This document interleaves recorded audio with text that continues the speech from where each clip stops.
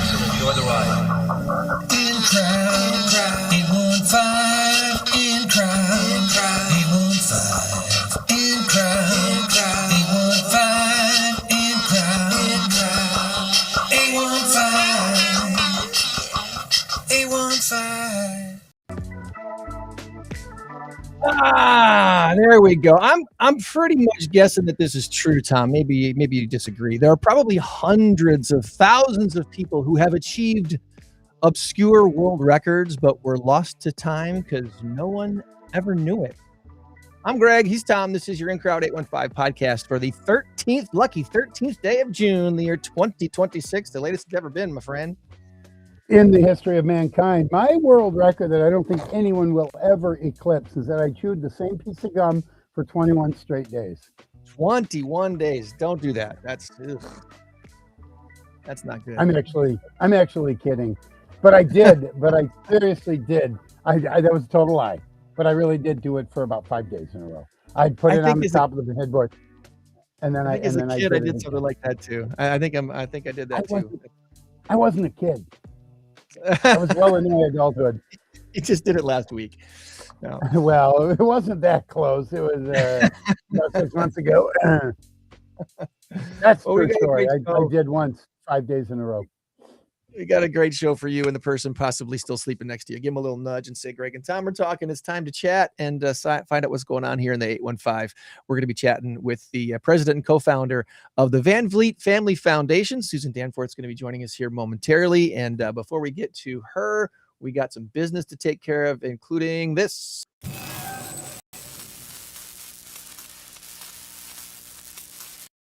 We need to start over. Because last week I completed the last race to 10, defeating Tom by a football score of 10-7.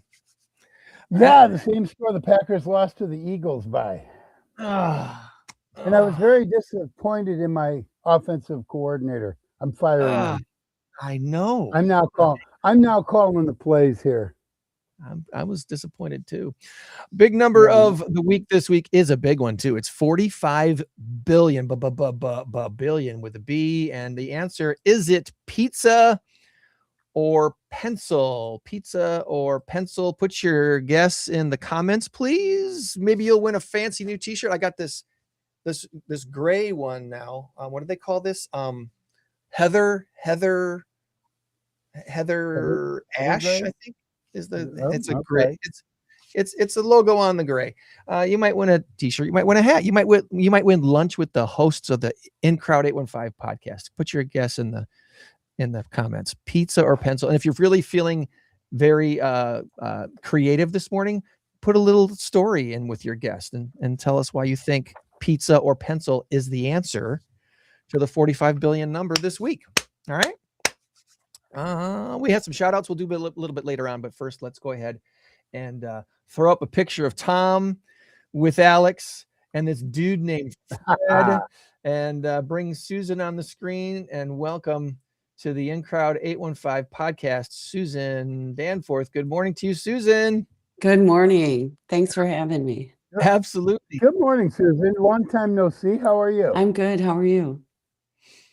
I am wonderful. Let's see how the screen is going to look best for us today. I think it's going to look best this way with your vertical screen. So, Okay. So glad you could join us today. For those who are completely uninitiated and don't know who Susan Danforth is, let's start with your background. Are you a native Rockfordian? Did you grow up here in the 815? I am a native Rockfordian. Yes, I grew up in the 815.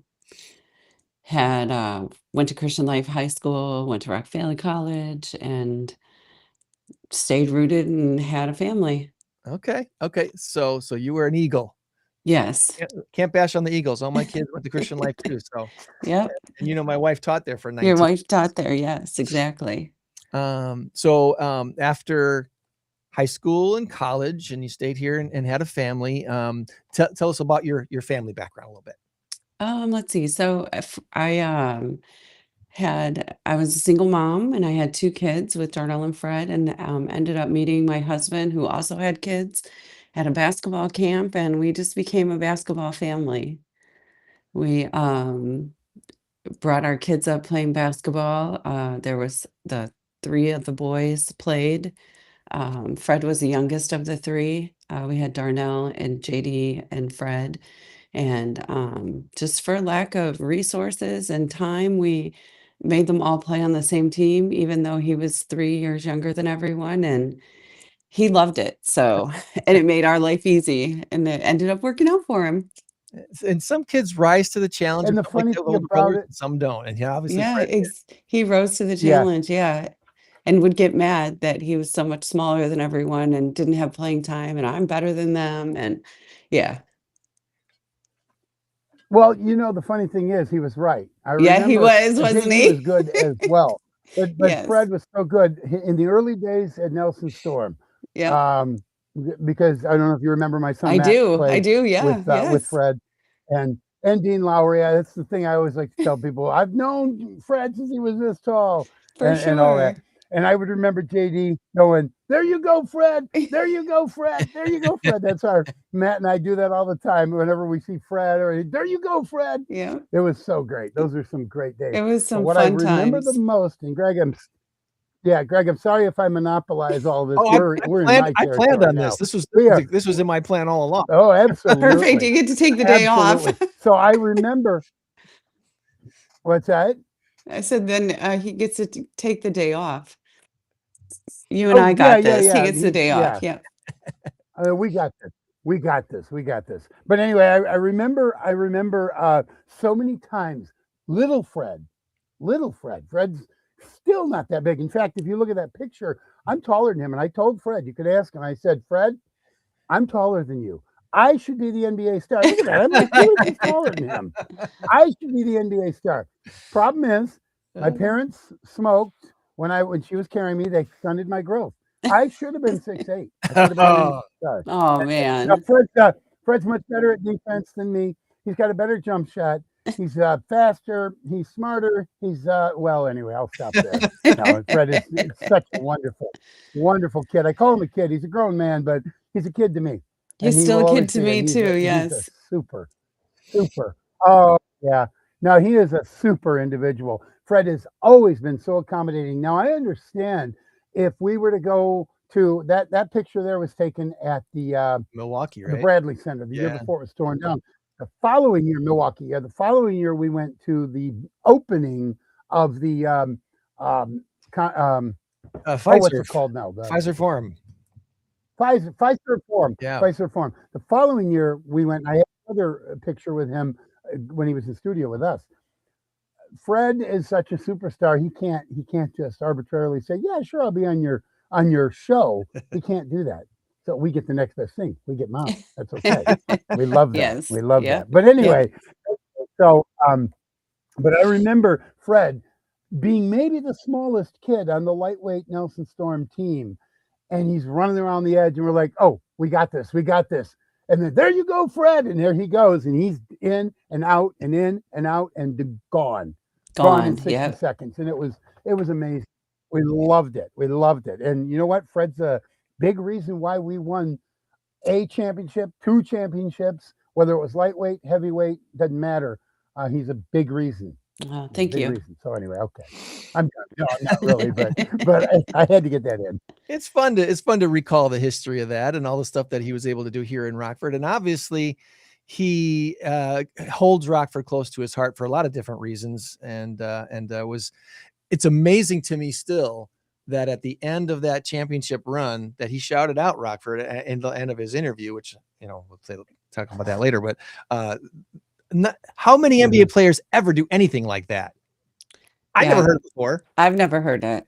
Maybe a high school. You might hear someone shout out their high school or something like that. But no, he shouted out the whole town. Yes, he did. Yes, he did. Pretty impressive. So I guess let's catch up on Fred. How is he doing with his recovery? Obviously, we saw him on the sidelines in the playoffs, cheering on his team and being the ultimate hype man and getting his team to almost break through. But they had a tough go there. How's his recovery doing? He's doing really good. He's on track. He's working out every day.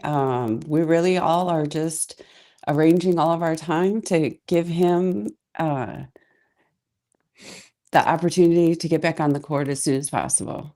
Yeah. Yeah.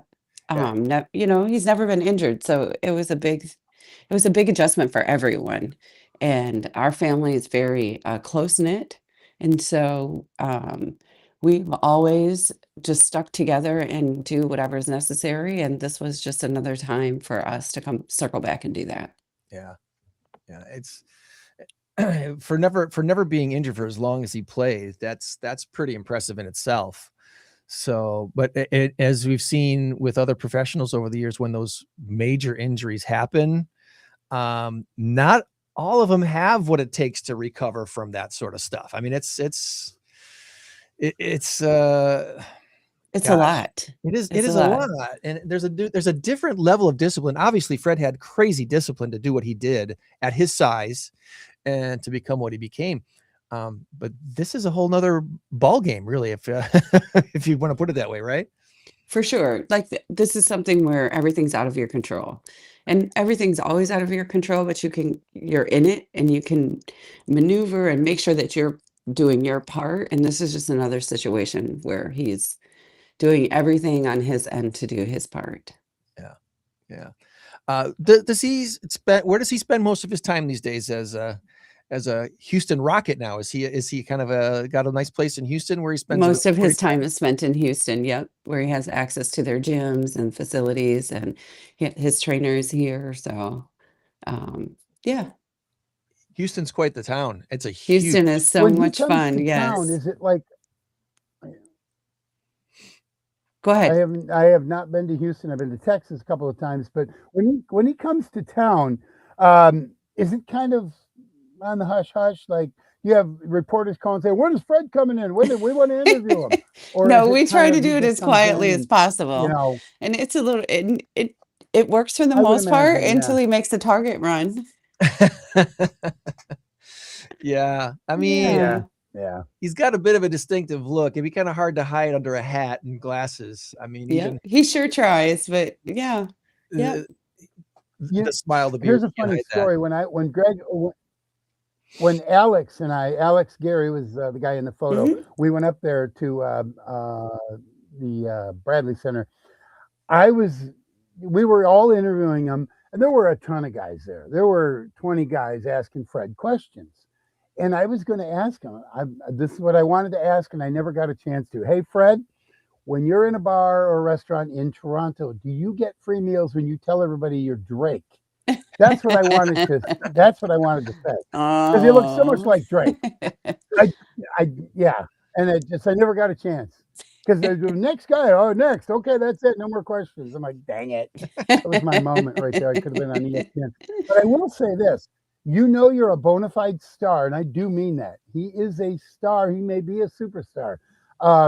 Because when you're hearing the pundits on, First Take or the Herd with Colin Cowherd. In fact, this is where I heard it. They go, well, this is a while back, about a month ago or whatever it was. Well, without Fred Vanvleet on the floor, Houston is hampered or whatever, and obviously Kevin Durant too.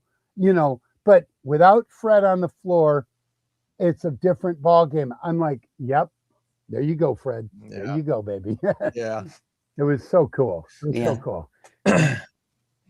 Well, after becoming an NBA player, it wasn't just enough to become an NBA player. He had to extend himself to becoming an NBA champion, which is still kind of it's kind of a dream that it even happened, right? It's just kind of amazing that whole scenario took place, and him and Kawhi and the team just pushed that Toronto team over the edge that people weren't really seeing coming completely. At what point did you guys decide that you wanted to do something in Rockford with this foundation? What was the catalyst that actually put together the Vanvleet Family Foundation? So we actually had been operating with we had already been giving back. We Yep. started giving back when he was in college, actually. I think, Rockford is our experience with Rockford and Auburn High School is just the deep rooted sense of community that it gave us. And we, didn't have everything when the kids were growing up, and we needed to rely on our neighbors for help, our parents, aunts, helping kids get rides and helping, I'll pick up your son if you can drop our sons off. And, all of that just trickles into giving. And so we had started doing that before the foundation. And then when he made it into the NBA, after the NBA championship, it really gave us the catalyst to come together and create a real foundation. Yeah. So that we can make a bigger, more money, more impact. And that's, I don't know the whole timeline of things, but I got to imagine that is when you went from being a really decently paid NBA player to, okay, now you're a legit NBA star who's getting one of these mega contracts. And then your money situation changes exponentially after something like that. So for sure, that makes sense, because it's not everybody. Yes, NBA players make decent money. Don't get me wrong, but there are tiers of NBA players. There's your role players who kind of make. And you have to, I'm sorry, I didn't mean to cut you off. It's the basic, and then it's the stars who get the mega contracts and are able to do these amazing things with foundations and such. For sure. And we all have to remember he came into the league as an undrafted player. Yeah. So that's a whole different tier. Yeah. Yep. And it was still very important to him even then to give back to the Rockford community. So, all right. So, well, here's what I was going to say. All stars, NBA, NFL, NHL, they all give back to their communities. They all do this or that, but it's always pomp and circumstance. It's always, well, look what LeBron did today. You don't hear a whole lot about what Fred does. Maybe it's because we're all here in Rockford and and we're here and stuff like that. But I don't think he puts it out there so much to do it like, look at me, look what I'm doing. He does it kind of quietly, doesn't he? Is that just I think it's wonderful. I think it's wonderful what he does for Rockford and for the schools and for, down at the community, the sports, what do you call it? Sports factory and all of that. Sports factory. Yeah. And I think he does this a lot kind of quietly. I don't know. I just such a testament to him and how nice he is, because he was going to do it regardless. And regardless of whether he signed a multi-million-dollar contract or just a league minimum contract, I have a feeling he'd still be here in this community handing out backpacks and everything else. I know he would because known Fred for a long, long time, and he's just that type of person. So that's just my comment.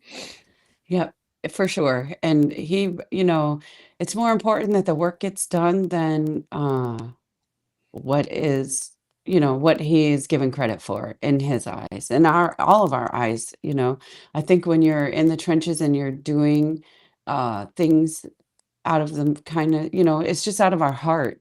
And it's one of my favorite things to do. And so we just do it. There's work to be done and we do the work.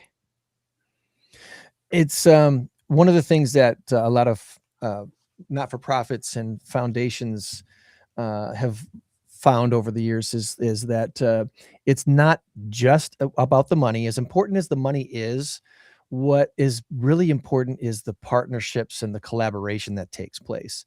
Has there been a certain thing that you and Fred have set it as a goal to partner with such and such organization, such and such people, partners and collaborations that have been important, like at the top of your list, to make sure that you're involving other people? Not so much as like a target of a certain company or individuals. It's really just finding like-minded people that are in it for the right reason. And so we've been super lucky in the city of Rockford with our partners.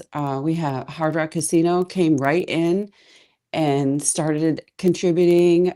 We have Troy Zitke from Pro Restoration, Travis Anderson and UW Health System, the city of Rockford.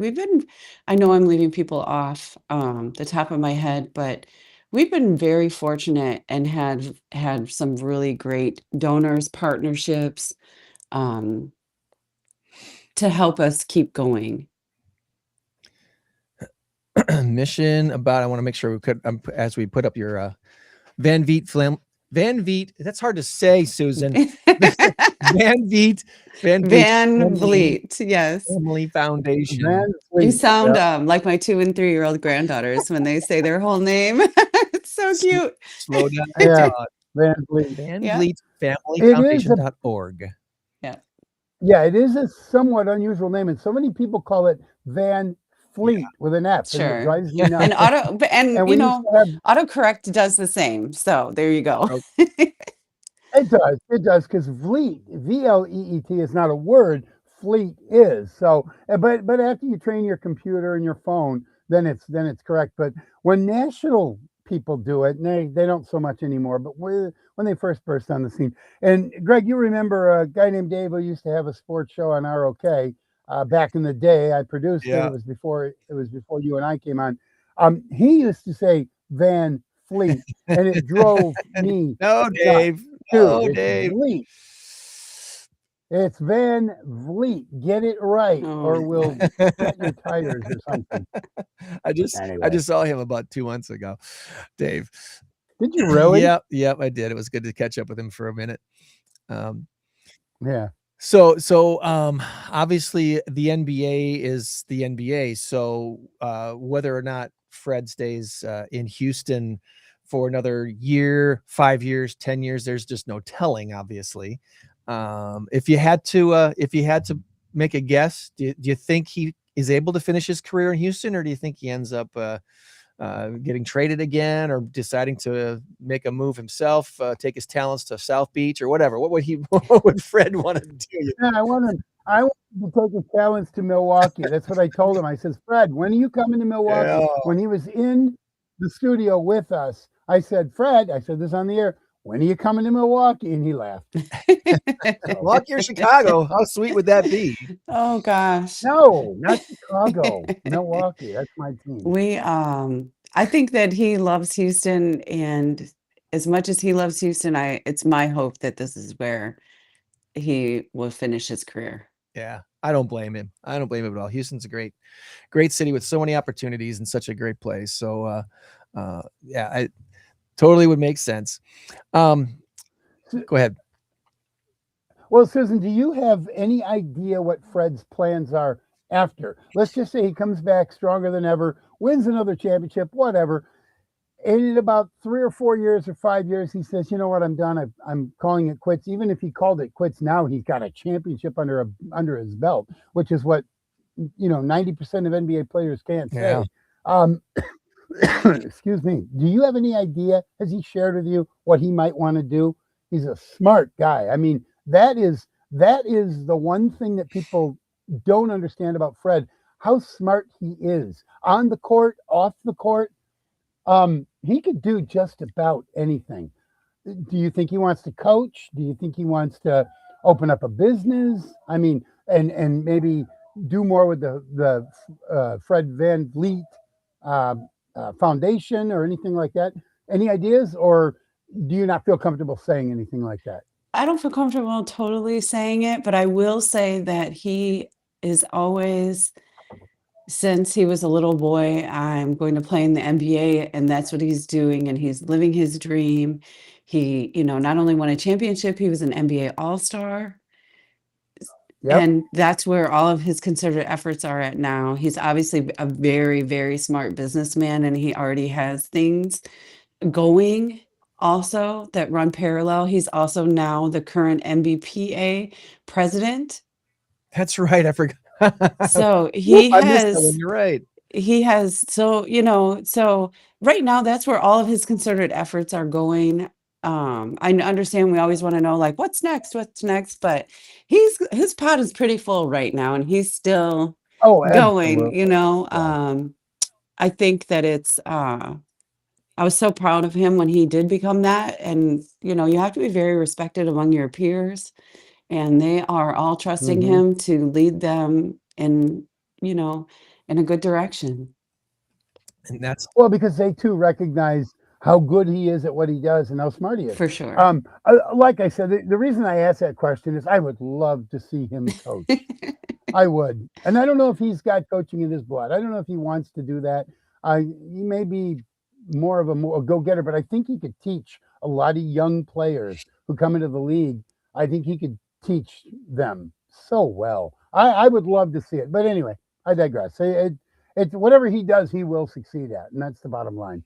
And the respect he carries for what he did, again, going undrafted and coming into the league and proving himself, that carries a lot for a coach. You can tell people to do stuff, and they're like, "Hey, this is this isn't just some theory here. This is a guy who did it." Yes. So that would be it would be very cool. I'm not saying it wouldn't. It would be very cool. Well, I would be happy. I'd be close to the game still, right? When you see what this young guy's doing in San Antonio, I mean, he's learning some lessons the hard way, obviously. That crazy comeback that the Knicks did to his team. Oh my God. Did you watch any of that game, or have you been watching the finals a little bit? I have been watching the finals, but I didn't see that game. I've just been watching the clips after, and that's really heartbreaking for them, because the media is not always kind. So as a mom, I'm like, oh man, because that's the side I come from now, a young team with a young coach. They just didn't have that veteran leadership. And it was a rare night when I was actually on my couch at home, able to watch the second half of the game. And you're getting through the end of the third quarter, and my wife is sitting behind me, and I'm like, they're actually coming back. This game is over yet. And when it unraveled in the fourth, I'm just sitting there going, why isn't he calling a timeout? Why isn't the head coach of San Antonio stopping this game? He's got timeouts. Why wouldn't you call a timeout and tell your players, hey guys, why aren't you running out the clock every time you're going down why are you shooting? That's right. Why are you shooting with 12 seconds left? What's and they're jacking up threes. Unbelievable. They're jacking up threes, which is spreading the defense and allowing more rebound opportunities for the big guys underneath. You're going to get one possession, one and done. You can't do that. You need to work it in, get a layup, and maybe get a rebound. Wemby in there with his big long arms. He's 7'4", and he's huge and he's good. But they're in Wemby's head as well, because he's elbowing and all that. He's gotten a couple of flagrants now. He's gotten one. He gets another flagrant, he's out. I believe if you get 2 flagrants in the same series, you're out. Yeah. I think that's the rule. Certainly 2 in the same game. Right, but anyway. Right. Well, it's an exciting season, and it's an exciting. It'll be interesting to see what happens tonight down in San Antonio. I don't have a dog in the game, so I don't care. I'm looking for an exciting ball game. Exciting game for sure. I guess other basketball things real quick. Did Fred grow up a Bulls fan? Was he all about the Jordan era, or what was his team as a kid? Obviously we were Chicago Bull fans because where we lived, but he grew up a Kobe fan. Okay. Oh, who didn't? Nice. Yeah. That makes a lot of sense. Obviously, Kobe's work ethic was second to none too. So modeling your work ethic and game after him, for sure. And he retired the year that he came into the league. So he didn't get to play. He didn't get to play against him, or see up close him play. Yeah. Did he get a chance to meet him? Did they get a chance to? No. Really? No. Oh, that's sad. Yeah. That is sad. That's sad.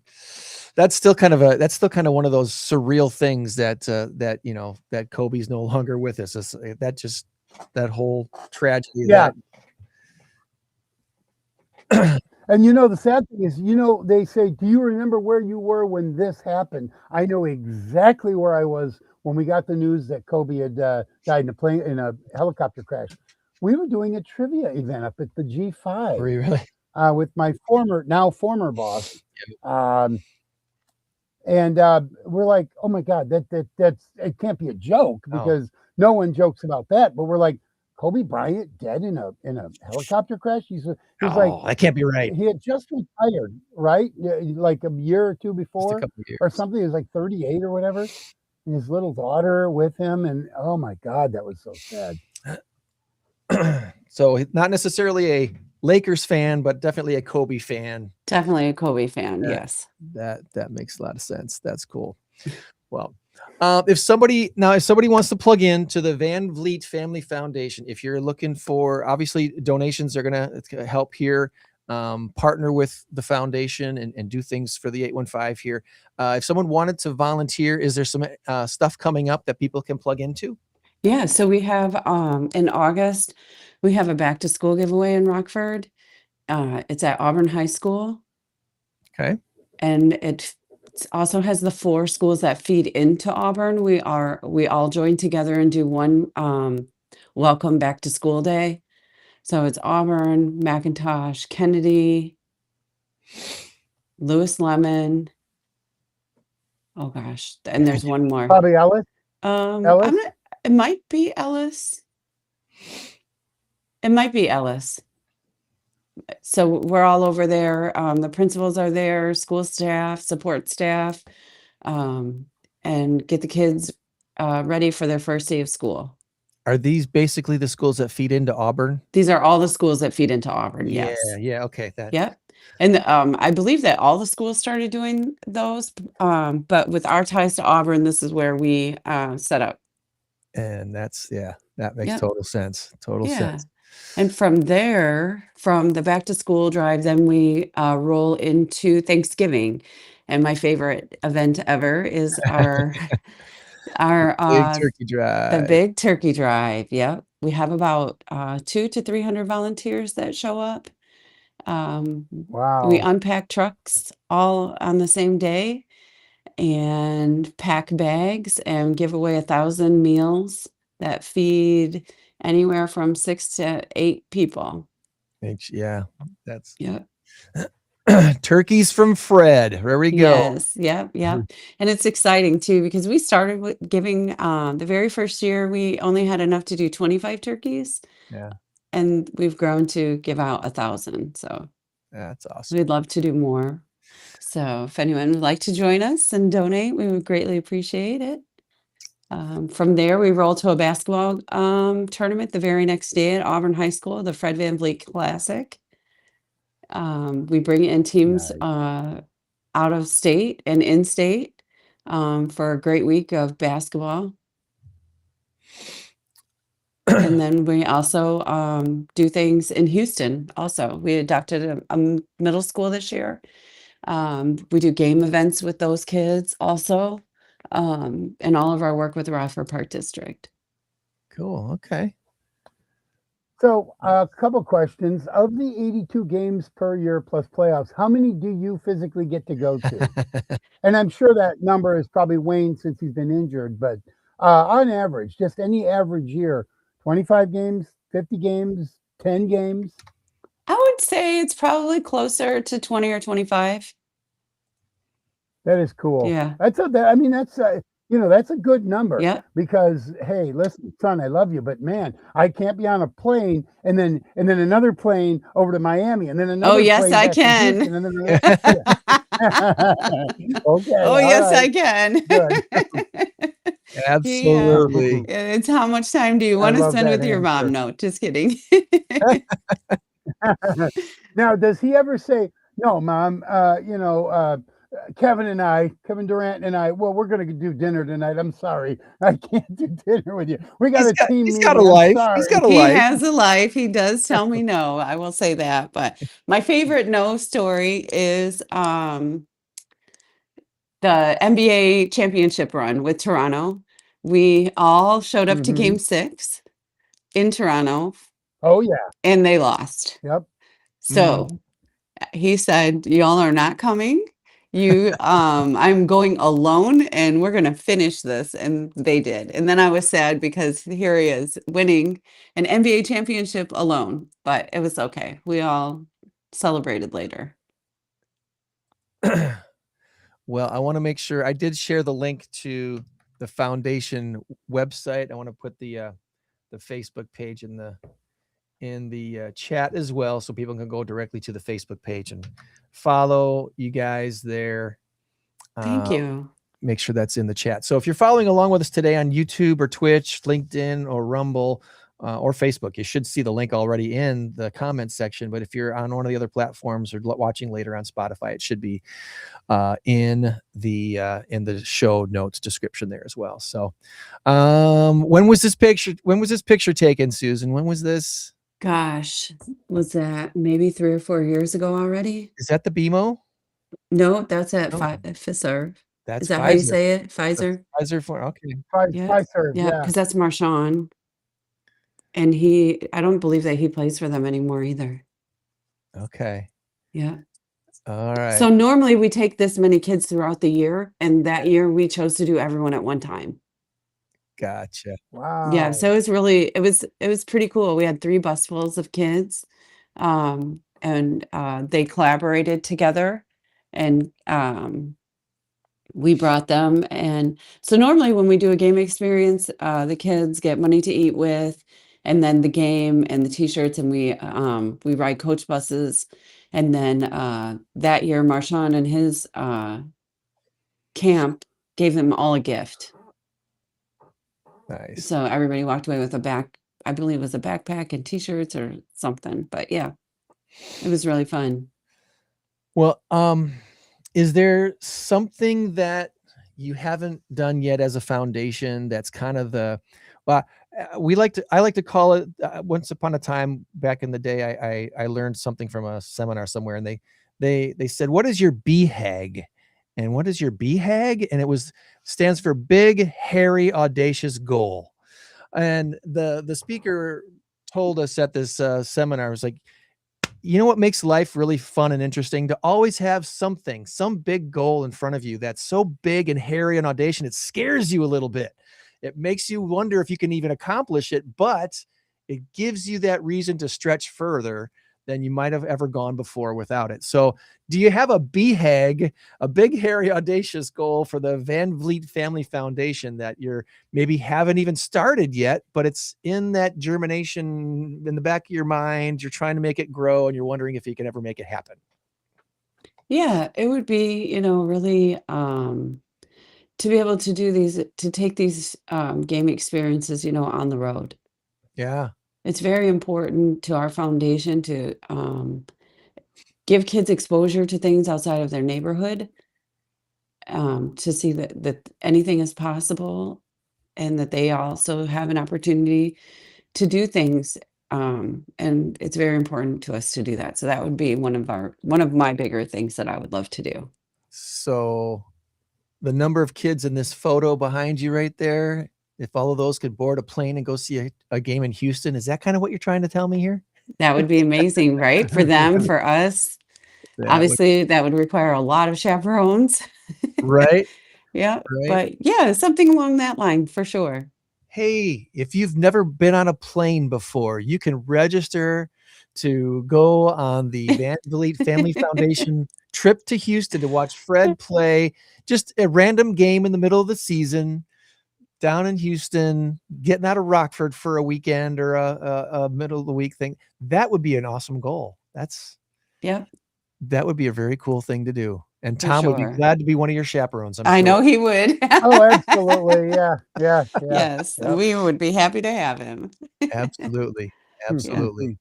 Well, is there anything that we did not ask you today that you wanted to make sure we talked about when it comes to the Vanvleet Family Foundation? No, I think we covered it all. I'm just really grateful that you guys reached out and wanted to spend your Saturday morning with me. Absolutely. Thank you. Well, obviously we admire Fred a lot, and my connection with you through my wife is, I would love to be able to spend more time with you and get to know you a little bit better as friends here in the 815. So hopefully we get a chance to do that, and Tom would sure as well. We do have some fun stuff coming up that maybe we can partner with. Maybe it makes sense, maybe it doesn't. But if you follow along with our In-Crowd 815 stuff, one of the things that we've become known for is this sign behind me here, the Mass Karaoke Trivia Contest. Where we have version 5.0 of the contest coming up October 1st at Tabala. Okay. And we've given away over $20,000 toward not-for-profits in the first 4 that we've done so far. After the 5th one, we'll have eclipsed $30,000 because this time we have an $8,000 grand prize for the winning team's not-for-profit. Wow. and we'll have 2 $1,000 prizes to give out that night as well. So I need to do some more math, Tom, to exactly see where we're at with the giveaways that we've done. Because when we started this in 2024, it was our kind of big, hairy, audacious goal is to try to figure out how to combine karaoke and trivia in the same contest and make it benefit local not-for-profits. And when we tried it the first time with $1,000 prize and 10 teams, it just worked. It was a lot of fun, and we made some minor tweaks and kept growing and going. And this one's going to be the biggest one yet. So thanks to our friends at Medicare 411. So we could have a team playing for the Vanvleet Family Foundation, because you're a legitimate not-for-profit. So you can be named as the not-for-profit. And what makes the contest masked isn't what people wear on their faces while they perform. It's the fact that the not-for-profit each team is playing for stays masked and concealed until the end of the night, when we find out who the winners are and who will have to try again next time. So right, not the players, but the thing on the table. What am I trying to say? The thing on the table stays covered. The centerpiece stays covered, and then we reveal it at the end. Gotcha. So nobody's actually masked, but it is a lot of fun. Great way to get the name out there, and it's a great way to. Greg, I like it better when I'm far back away and you can see more of my teddy bears. I keep telling you, brother, you need a better camera, my man. That's okay. Camera. This is big and imposing. Oh, gosh. Well, you get what you get for now. Yeah, there we are. Much better. There we go. We'll put you up there. I feel like I'm... Okay, so my big, hairy, audacious goal for Fred and the Vanvleet Foundation would be to have resurrect the basketball in the Metro Center / BMO, the Big Orange Box, whatever, and have a Fred VanVleet annual basketball tournament or something like that. All proceeds go to pick a charity, and have all teams converge. Maybe what you do is during the off season for the NBA, when you have the summer league for the basketball, for the high schools, everybody converges there and plays a round robin, or just simply plays, where you pare it down to one and then you get your championship. And the winning school gets all the money that, or something like that. I think that'd be a wonderful idea for all of the area schools that play. I know this because I used to work for the district, and we used to have, like, East would have it, Jefferson would have it. Everybody has that summer. Yep, they still go on. Fred may have still go on. Yep. They still do. Yep. They still do. So what I'm saying is, after that, everybody converges on the Metro Center, and over about a 3-day weekend or something like that, Friday night games, Saturday games, Sunday games, with the winner being crowned on Sunday afternoon. And then whatever team it is, let's just say, gosh, I don't know, Auburn wins it all. Well, they get the money for their athletic program or for their school. Yep. I think that would be a wonderful idea. So just throwing it out there, Susan. 2 cents. Thanks. We actually have a court at the BMO, and I'm not sure the history of where that fell apart. Okay. I know I've seen the pictures of it. Yeah. So yeah. All right. Well, Susan, Tom's got some trivia for us today. Oh boy. Okay. It's gonna be me and you taking it. Oh, it's gonna be fun. Oh gosh. It's time for Tom's Trivia Challenge on the In Crowd 815 podcast. Good luck.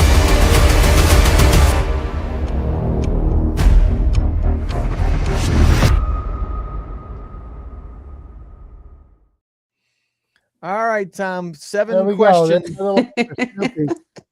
Don't hurt us too bad. Oh gosh, what are the rules? Okay, we're on a team. So, here you go. Together. Oh, okay, perfect. Yeah, you're playing together. Okay, so first of all, Greg, my wife looked at the logo and said, "Well, that's not you." She saw it on Facebook about the upcoming thing at Machine Shed. She goes, "That's not you. Well, who's that?" I said, "Yeah, that's me. That's Greg's rendition of me or whatever." AI's the glasses, they're not even close. AI's cartoon version. Yeah, well, she's wanting you to change. I want you to give me the glasses that I actually have, not those Buddy Holly ones. But anyway, that came from her. Take it up with her. All right, Susan, these questions are not designed to test your intelligence, designed to test your memory. So you got Greg to help you on all of this. Okay, perfect. Don't feel bad if you don't score well. because it's all about Fred. It's all about Fred. But there are certain things you made that's like, I don't know that. Come on now, you know? Okay. All right, here we go. Okay. Which city is larger? Is it Houston or Toronto? Once again, which city is larger? Is it Houston or is it Toronto? By both size and population, it's not even close, right? I don't know. I believe it. Tell me. I'm going with Toronto. By population, Greg, what do you say? And size, isn't Houston way bigger? You said what is by people? I believe. Oh gosh, I don't know. Can I Google? Specify the question, Tom. Are we talking population or square miles? Population. It's always population. Otherwise, I would say area miles or square miles. Houston is a huge city by square miles. Susan, what did you say earlier? I said Toronto. You are correct. 3.7 million people, Houston 2.4 million. They're both huge, but Toronto is bigger. So I'm glad you knew that. You were trying to talk me out of it. You really had me almost changing my answer. I wouldn't let him do it. Don't worry. Don't worry. I think the only city in America bigger by square footage than Houston is Jacksonville, Florida, if I remember right. But I thought Florida population. Is the largest city. I think they're the largest city in America. 875,000 square feet or so. It's monstrously huge. It's crazy. By population as well. It's the largest city in Miami. They're almost biggest. It's not 875,000 square miles. It's 800. It's 900,000 people, residents. I don't remember what the square footage is, or square miles, but it's big. All right, question number 2. How many NBA, and I don't expect you to know this, Susan, how many NBA championships has Houston won? Is it 2 or is it 3? No Googling. I hear Googling. They won. They won back to back, right? Didn't they win back to back in between the Bulls run? I don't know. I think 3. I think 3. I think they won a third since then. I would say 3. I'm gonna say 3. They only won 2. 94 and 95 because Michael wasn't in the league and Fred was still real small. Okay, well, we're going to win 3. So the next time you ask me this. There you go. There you go. So you were projecting. There you go. That's right. All right. The city of Toronto has what some might call their very own version of the Seattle Space Needle, when in fact it's the CN Tower. It's a communication thing. In what year was it officially opened to the public? Was it 1966 or 1976? The reason I asked this question is because I'm pretty sure for all that time in Toronto, you probably heard something about it, and the date might spark something. So once again, the city of Toronto has what some might call their own version of the Seattle Space Needle. That's what I always thought it was. I thought it was their own version of it. But it is, in fact, the CN Tower. The CNN Tower, yeah. Canadian News Tower or Canadian National or something like that. Anyway, in what year was it officially opened? Was it 1966 or 1976? I don't have a clue. I have no idea. Well, I don't know. Did they build that in the 60s or the 70s? I would say, if I could give you a hint, I would say the answer has part to do with a team from Philadelphia, but it has nothing to do with it, but the name of it, the name of the team from Philly. Well, that gets us to the 70s then. It'd be a basketball team. So that must be 76. Maybe. I'll go with 76. Very wise choice. All right. All right. Here's one that neither of you are going to know. I'm going to give you some help with it. Fred played for the best Rock Valley Junior tackle program ever called Nelson Storm. And sadly, by the way, I don't believe Rock Valley Junior Tackle exists anymore. Correct. After like 65 years, they finally. I'm so upset by that because my boys are now playing flag football. I wanted them to play for Nelson Storm because my brother did, I did, my son did, and Fred, obviously. That's how we know each other. What business is Nelson Storm in? If you get it even remotely close, Isn't it electronics? Nelson's. I don't know. I don't think so. Oh man. It's funny because I believe that it's electronics because it's a lightning. Yeah, that's why I thought on the uniforms, something electronic based. It's something electronic actually, or manufacturing. The co-owner's name was Jack Storm, and that's how they got it. Okay. So that's a very good observation there, but it's not. Okay. It's tool and die manufacturing. Well, I said manufacturing. That didn't count. Well, you said electric something. And then I said manufacturing. There we go. Anywho. Oh, well. Okay. Well, you did. You got it under the buzzer. All right. Here we go. Now we're getting into three more, and all three of these you have a legitimate shot at getting. You should get them. Okay. Here we go. Who was Fred's high school coach at Auburn High School? Oh, dun dun dun! Brian Ott. Brian. Yes, Brian. The Otter man. Yes. Ott. And Susan, I know if you hated his guts, you wouldn't say it here, so that's fine. But I know you didn't because Brian is one of the nicest guys you could ever meet. He always gave us interviews because we used to cover a lot of Auburn games. I would remote tech for a lot of Auburn games, and I would just have to go up to Brian and say, "Hey, Brian, you got time for him to talk to us after I'll kick someone else's butt?" He was a wonderful, wonderful guy. And I high school basketball. I love the guy. Okay. So, he's amazing. We our grandson actually just finished up playing for him. So no, we love Coach Ott. They've become family, and more importantly, he is a really great Christian man. Like that is the most important part. Like hands down, we love him forever. Correct about that.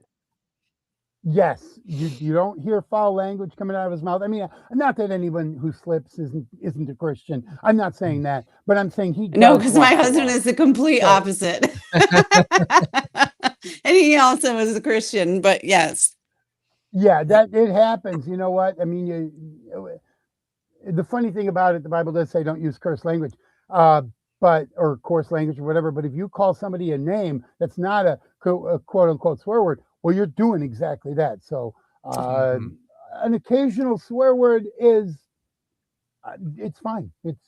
I don't look at anybody. There we go. What's that? Yeah. No, I don't look at anybody as being, he's not a Christian. He said the S word. Yeah, whatever. Did I lose you guys? That's between you and God. Nope, we're here. Just for a second. Okay, here we go. Fred went on to play D1 college basketball at Wichita State University. What is the school nickname? Gone again. What is the school nickname of Wichita State University? Do you know, Greg? Oh, hold on a second. Let me get Susan back on the screen here. There I am. I'm like, whoa. There we go. Sorry. We were off and then on. Back again. There we go. All right, Susan, I'll ask it again in case you didn't hear. Fred went to play D1 college basketball at Wichita State University. What is the school nickname of Wichita State University? The Shockers. The Shockers. So I have one more Fred story I want to share. This is where Fred gets his ultimate respect. He signed with Wichita State, I want to say after his junior year. He kind of unofficially said, yeah, I'm going to go to Wichita State. He had offers from a couple of different schools. He said, nope, I've already signed with Wichita State. Am I correct on that?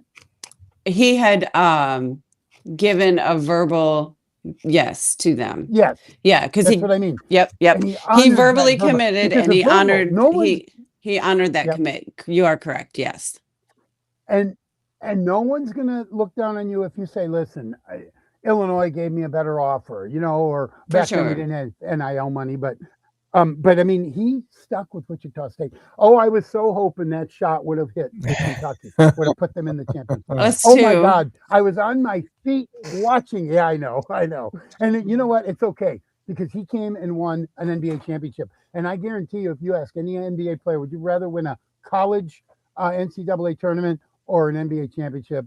Most of them would say, Yeah, absolutely. Yes. It would have been so cool to have both, but because they were so good and so well coached.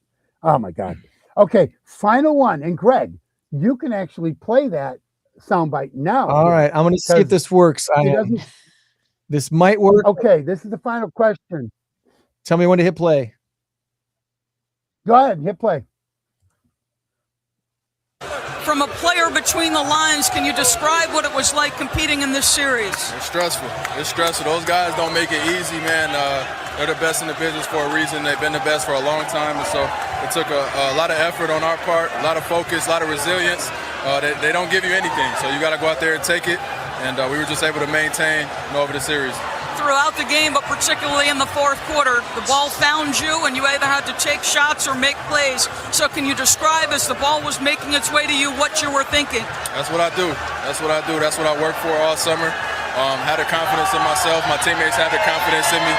And Kawhi can't take all the shots. So they were doubling. Kyle kind of slowed down a little bit. They were doubling and was able to step up and make some big shots. You talked about the champions.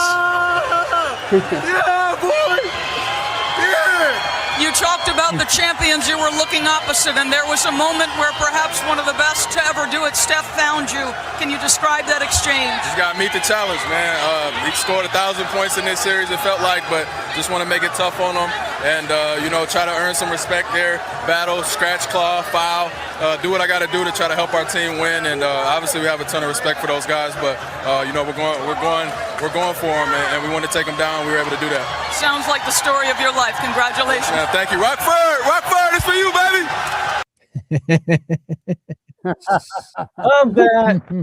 Love that. Oh my God, it was so awesome. I was watching it. I swear to you, I had small tears coming down. It was so awesome. Somebody that I know. Yeah. Somebody that I know. We all know. You especially know him.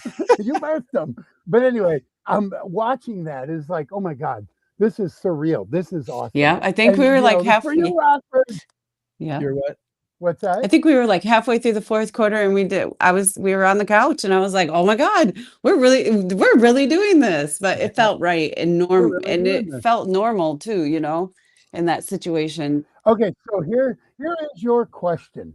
On the night when Fred's Toronto Raptors won their one and only championship, Fred uttered these words: "This is for you, Rockford." But then he said, "Rockford, it's for you, baby." But anyway, to what longtime female ABC reporter? Who did he say that to? Who was interviewing him? I know her, but I can't tell you her name right now because you just asked me this. I'm sorry. I don't remember her name either. Oh my gosh. We make a great team, Greg. I don't remember her name either. Yeah, I can't. Yeah, I know the voice. It's what is her name? DB. The initials were DB. Is that right? DB is her initials. She was a former Diane college standout. No, and I don't think she played NBA because. Well, if is it Doris? Doris is her name. Doris. Doris. Yep. Yes. Doris. Doris.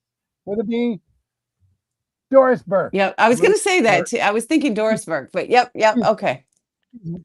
One of the best in the business. Yeah. She is very, very good. I love her color commentary. And she did a great job with Fred, and Mike Breen did a great job with Fred. He asked him a couple of questions, and I have like 5 or 6 good sound bites. So that was the one I wanted to share. But you did quite well on I think you went 5-2, maybe, I don't know, doesn't matter, 4-3 maybe. Wasn't keeping track. It was fun. It was a good time. We often do this, Susan, with 3 or 4 or 5 people playing at the same time. So with a team of 4 or 5, we usually do pretty well. And we didn't do bad then. We did pretty good. No, not at all. Yeah. Well, they were odd questions too, because not many people are going to know the Shockers. Not many people are going to know Brian Ott. No one's going to know that except Fred's mom. So yeah.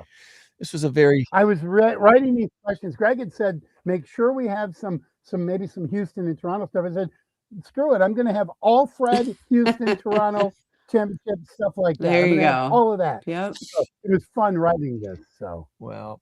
I really want to say thank you for carving out some time this morning for us, Susan, and we'd love to partner with you in some way, shape, or form down the road. So keep us informed, and if we can plug in, if it makes sense to have InCrowd 815 involved in what the foundation is up to, let's make something happen. Okay. Perfect. Thank you guys so much for having me. Awesome. Well, you have a great rest of your weekend. Go ahead, Tom.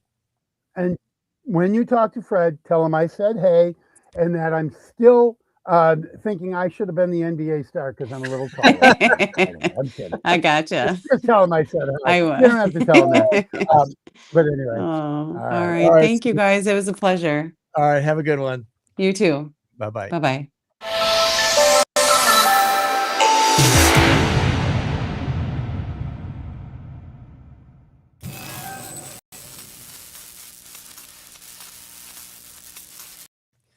All right, let's reset the score because it is now 0-0.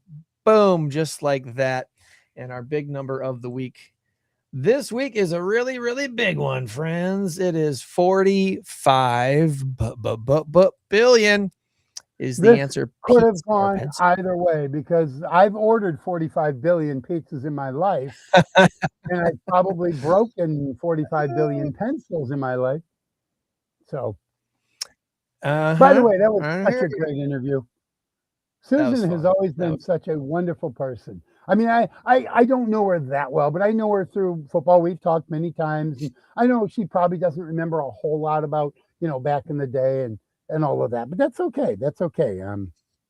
She's just she jumped as soon as I asked her. She's like, "Oh, I'd love to." So it was just a matter of making a date work, and today worked. Yeah. So, all right. So great call. 45 billion pizza or pencil. You gave me your guess, and your guess. Every moment, whether you know it or not, someone is doing something somewhere that is hilariously strange. And take, for example, the thousands of people who gathered in Minneapolis over the last weekend, to cheer on a giant pencil being sharpened.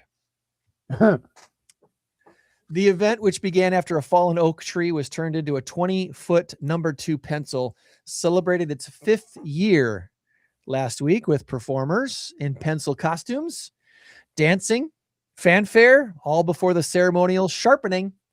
So whatever your weird hobby is, it turns out it's not very weird after all when you think about what they're doing in this little town in Minneapolis, outside of Minneapolis, with this 20-foot long number 2 pencil. That's a big pencil. It's a big number for a big pencil, but it is not the answer this week. So I am going to take the point. Pizza is the answer. According to a 2026 survey, pizza is a $45 billion industry in the United States. 3 billion pizzas sold per year. That seems actually small to me. I think it should be more. It does. Is that just in the United States, or? This is just the United States. Yep. Okay. What percentage of Americans, I will, here's what I'm going to do for you, Tom. If you can get within 10%, I'm going to give you a point. What percentage of Americans have at least one pizza per month? 75. According to this 2026 survey in the United States, what percentage of Americans eat at least one pizza per month? Your guess is 75. 75%.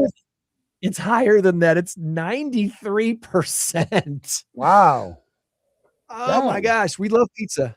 We love pizza in America. Friday night, the biggest night of the week for pizza eating. 36% of all pizza orders get pepperoni on their pizza. 36%, 1 out of 3, basically. The least favorite pizza topping, but it's still an option at a lot of places. And I've tried it twice. Have you ever tried it? And you know what I'm talking about, right? No, because least you cut favorite out. pizza topping. Oh, anchovies. Anchovies. One time I didn't hate it. It wasn't terrible because it was just kind of one topping amongst many other things.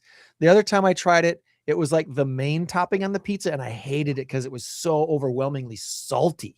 It was just salty doesn't bother me. Fishy does. I ordered it once from a place. Salty. Yeah, and I ordered it everything, a large everything minus mushrooms and whatever else. I like everything else on it. Whatever comes on an everything pizza. Well, this particular pizza parlor put anchovies on it. I'm like, oh, you got to be kidding me. And I worked there at the time. And I went back into work. I was a delivery guy. I said, you guys, I ordered a anchovy pizza.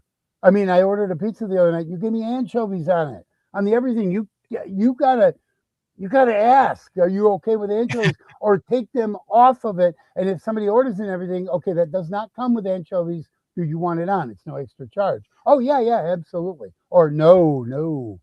Because I will if not there's eat anything one with single anchovy per piece, if it's cut triangular, I'd be okay with that. But no, more than that, it's too much.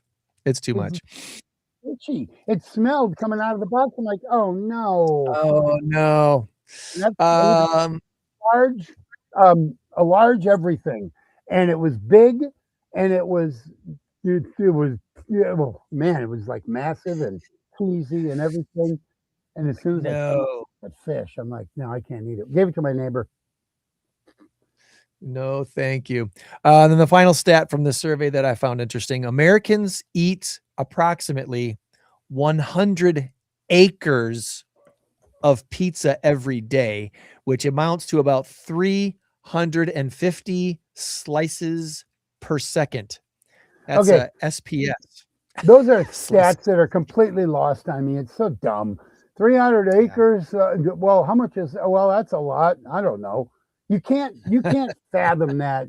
You see a bunch of pizza slices on grass or something. It's just whatever.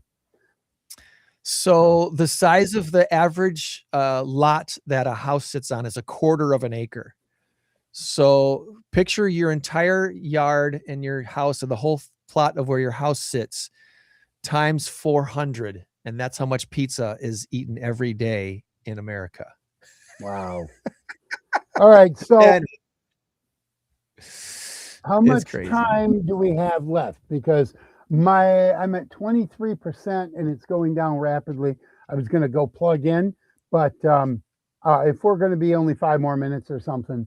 Yeah, let's wrap things up. My shout outs this week, wanted to shout out to Darian Knott's hypnotherapist, who was our speaker at the Rockford Linked Lunch yesterday. She did a great job presenting to our attendees. The second Friday of every month, we have the Rockford Linked Lunch, which is absolutely free to attend. Buying and ordering a lunch is optional. And it's a great opportunity to meet some of Rockford's friendliest professionals. So plan on joining us next month when Tom and Tom's Trivia will be our presenter. That Tom Warner guy who's right over there, going to be joining us here, right here. So the second Friday of July. I will bring Snoop with me. No, I won't. Bring Snoop with you. It'll be July 10th at the Machine Shed in Rockford. So looking forward to that. We had a good in-crowd 815 team playing trivia at Louie's Tap House in Roscoe Wednesday night. And we put the call out in the networking group page, and I'll put the call out here today on the podcast. Any of you who consider yourselves in-crowd 815 members, which, if you've ever attended an event, come on out. You're a member. If you got a business card and a smile and you've been to an in-crowd 815 event, you're a member. So we would love to have a team every single Wednesday night at 7:00 at Louie's Tap House. I can't be there every Wednesday night. But that doesn't mean you show up and you say, I'm here on behalf of In-Crowd 815. Well, I'm part of In-Crowd 815 as well. I will get you all situated. I will make you feel comfortable. And I might even shoot you a couple of answers. No, I'm kidding. I won't do that. I'll give you one free answer. How's that sound? Of course, everybody else gets a free answer as well. So everyone else gets it too. So, and then my final shout out this week would be to Starlight Theater. Once on This Island is performing this weekend. Today they have a 2:00 show and an 8:00 show. And then next week, Something Rotten takes the stage. That's the name of the play. That's not the description. Something Rotten is hilarious. It's a little bawdy. I wouldn't bring the kids, but I would go and see it if you like a good laugh. And then 9 to 5 is the week after that, which you know the story of 9 to 5. It's also a little bawdy, but very hilarious. If you have a show tune stuck in your head, it might be because of Broadway's big it might year. be, considering it was. What you were making a 9 to 5 comment? Oh, I was just going to say it is. It was the House of Ill Repute, right? Isn't that what it is? No, Dolly Parton getting put down by the boss man, not getting the promotion she deserves. I'm thinking Best Little Whorehouse in Texas. Yeah, that was totally also a Dolly Parton one. Sorry about that. Yeah, my bad. Broadway had a big season last season, a record-breaking $1.9 billion in ticket sales on Broadway, according to the Broadway League. Surging sales, surprising given that tickets are anything but cheap. The average Broadway ticket costs $131 this season. Tickets alone for a family of 4 often topping $500 before you even factor in transportation, meals, and all the sippy cups and wine that you can buy at the show. But that's another reason why you'd want to go to Starlight Theater. Much cheaper, and you still get the high quality show, a very Broadway-esque style show, which Tom can attest to after seeing The Wizard of Oz last week. Absolutely. It's a top-notch show. Absolutely. The Wizard of Oz was phenomenal. I'm going to tell you, this did not seem like a Rockford Starlight play. This was phenomenal. The lighting, the sound, the acting, the lines, the flow. And I want to tell you something. The gal who played Dorothy, looking at her, listening to her act, listening to her sing, and all that, I could have sworn she was 28, a seasoned veteran, probably went to college, probably went to Columbia, whatever. 14 years old. And Greg, I asked you this question as we were leaving trivia the other night. I said, scale of 1 to 10, what are her chances of becoming a mega star one day, like a Jodie Benson from Boylan, who was Ariel in The Little Mermaid? I don't remember what your answer was. My answer is a 10. I believe she will be a megastar one day. I think we're in the presence of greatness. And I'm not just saying that flippantly. This girl is good. The way she picked up Toto and the way she handled Toto, and Toto, the dog, stole the show because she, I don't know if Toto was a boy or a girl, but anyway, it didn't matter. Was kind of, antsy like Toto is in the movie. It was the dog. Oh, it's almost as if Toto was inside that dog. And she picked her up and she's grooming her while doing her lines. And the poor baby, that mean girl, that mean Mrs. Gulch or whatever. And it's like, oh my God, it took me back. It took me back to my childhood watching The Wizard of Oz. It was amazing. Yeah. I highly, highly recommend you go see The Wizard of Oz. You will not be disappointed. They often talk on Broadway of the triple threat. The actresses who can sing, dance, and act, all 3 things. And for sure, Idge has the singing and the acting down. I think if she was to tell you herself, she'd probably say her dancing is the weakest of the the 3 things, but she's definitely good at it and can be great at it. It all depends on how much she really wants to do it and her desire. Whatever her desire level is, she'll achieve whatever level she wants to achieve because she's that good. Well, I would say the commitment to the role, the commitment to her craft makes her a quadruple. Oh, her vocal. That's what her vocal control is just off the charts. It's so good. So, well, you said something to me. You said when she sings Somewhere Over the Rainbow, if you close your eyes, I did that. I did exactly that. Somewhere over the rainbow. It was amazing. It was absolutely amazing. I'm whoa. Judy, is that you?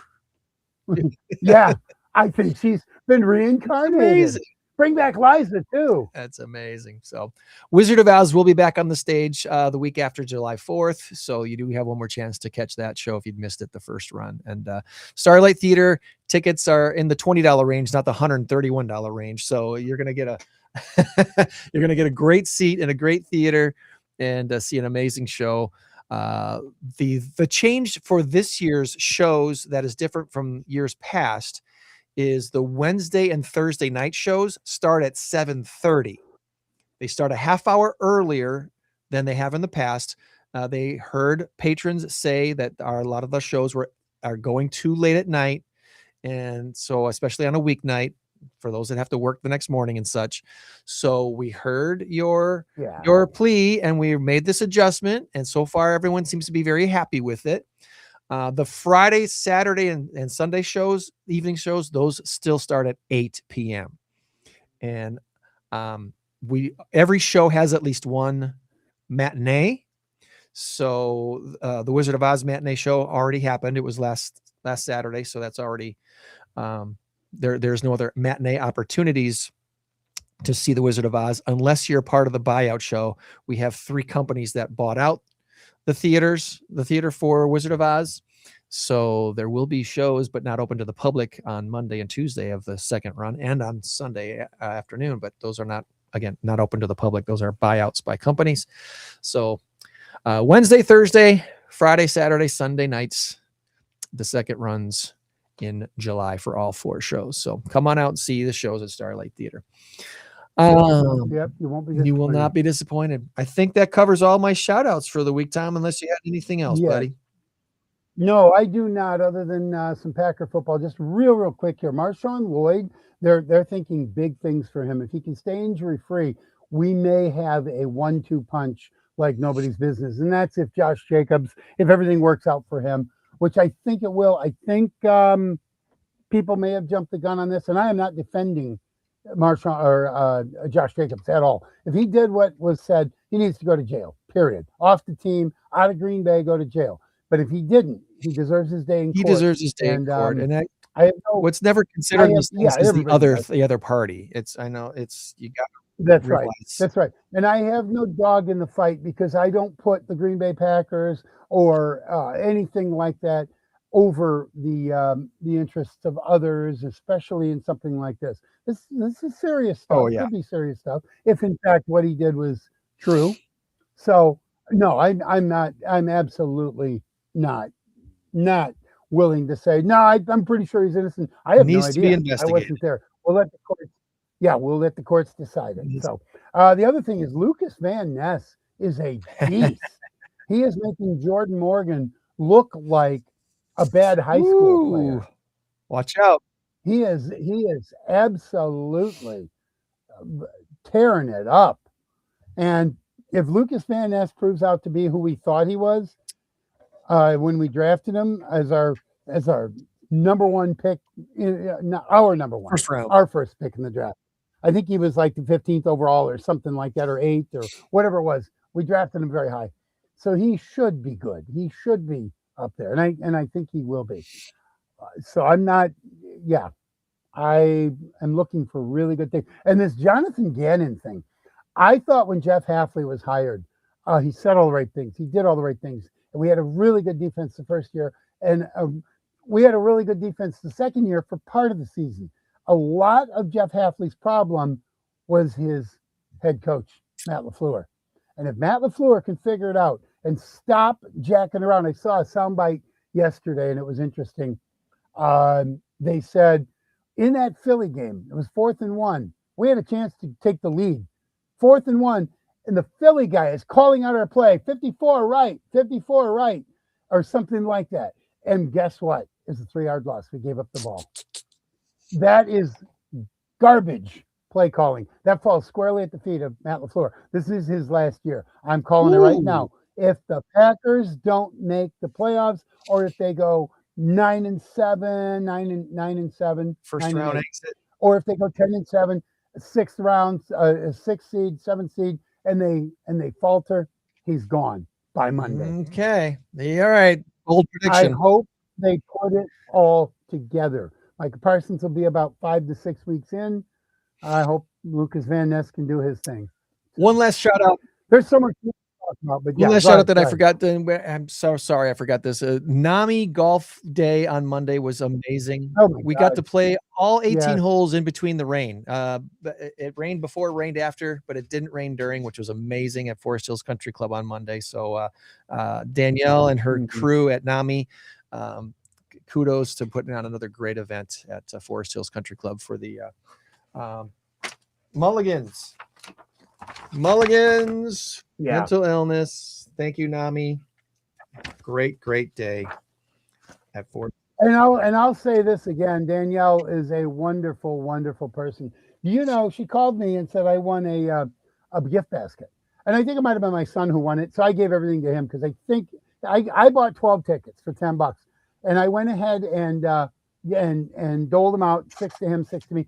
Pretty sure his was the winning ticket, but it was all under my name. Right. So I got the candy out of it, but I gave him the movie passes and the Buffalo Wild Wings thing. It was about $100 basket. That was good. She delivered it to my house. She called me on Thursday afternoon, and she said, "Hey, do you want me to run it by your house?" I'm like, "Oh my God, you do so much. You don't need to do that." She did. She insisted. She's very insistent. She's a wonderful, wonderful person. Oh, she is. She is. Oh my God. If you could find me 3 people on the face of the earth that had something bad to say about Danielle, I'd say you're either lying or proving it, because I can find 300 off the top of my head that would absolutely love her. She is just a wonderful We're going to meet just a couple more stellar human beings next week here on the In Crowd 815 podcast. We're going to learn all about the Rockford Empowerment Center with Cameron. Cameron is an awesome dude, and Rockford Empowerment Center is doing some really great things. And then St. Jude Children's Hospital. We've had Tasha on before. It's been a while since we've caught up with Tasha, so we're going to chat with Tasha Ives and her involvement still with the St. Jude Children's Hospital next week. Oh, absolutely. So thanks again. Super thanks to Susan Danforth, Fred Vanvleet's mama, and president and co-founder of the Vanvleet Family Foundation for joining us today. Check out vanvleetfamilyfoundation.org and all the stuff they're doing here in the 815 and in Toronto and Houston with their ties that they still have there. So, yeah, and I will say this. There are 1,000 charities you could give to. You can't give to them all. Maybe you can give to 2 or 3 or 4. I highly recommend making one of them the Fred Vanvleet Foundation, because what Fred does, and just I know personally, Fred. I've known him since he was 8 years old. A nicer kid you won't meet. He's all about the community. He's all about remembering his roots and everything. And I just consider that. I don't care if it's $10 a month, $5 a month, volunteering, whatever. Fred does some good work, and he's a good guy. So that's my yeah. Also, you mentioned St. Jude's. What Tasha and Dean, I believe her husband's name is, what they went through losing their little girl, Sydney. Oh my God. No one should ever have to go through that. But God is so good that he has taken a tragedy and turned it into a triumph for a lot of other people. Back at the radio station when we were there, I was part of the crew that would help raise the money. I did some shifts on air, board hopping, whatever, and on Q 98.5. And I tell you what, it was, it's amazing. The money we raised, and that's just us. There's money raised all over the place. So it's another worthwhile organization. They're all good. Looking forward to next week's show. And until then, remember, you change the world when you help one person. Be a blessing to someone today and every day this week. We'll meet you back here next week for another In Crowd 815 podcast. Thank you, Tom. Have a great weekend. I will, buddy. I'll see you Wednesday, hopefully. Bye. 815 In Crowd. 815 In Crowd. 815 In Crowd. 815 815